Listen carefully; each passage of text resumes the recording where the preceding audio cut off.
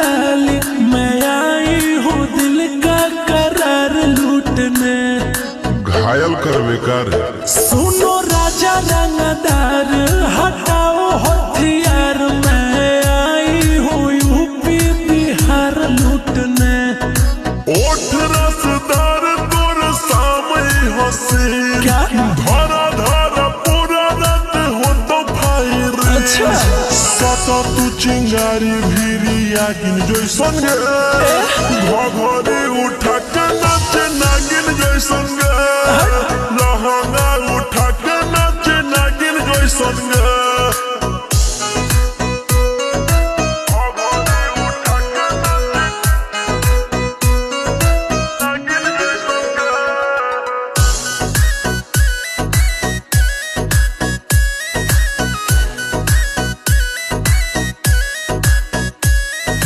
बंद खजाना से हो तो नहीं भेट रे रेट ये बाप पूरा हो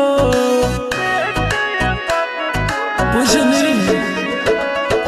प्यार से बोलो तो गोटी हो तो सेट रे दोसर न कोनो पाई हो बुझनी।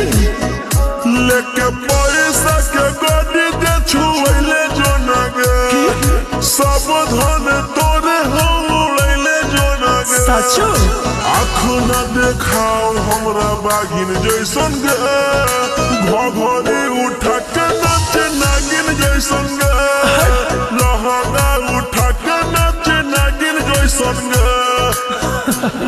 पागल घघरी उठा के नाच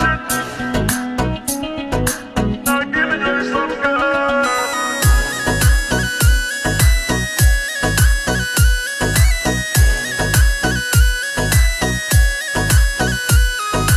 काहे के छुही बिजली के तार रे पानी जवानी के झोर जइतो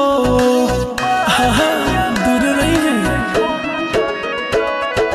कम सिंह कमरिया होई जइतो मार रे मौसम याना के बिगड़ जइतो।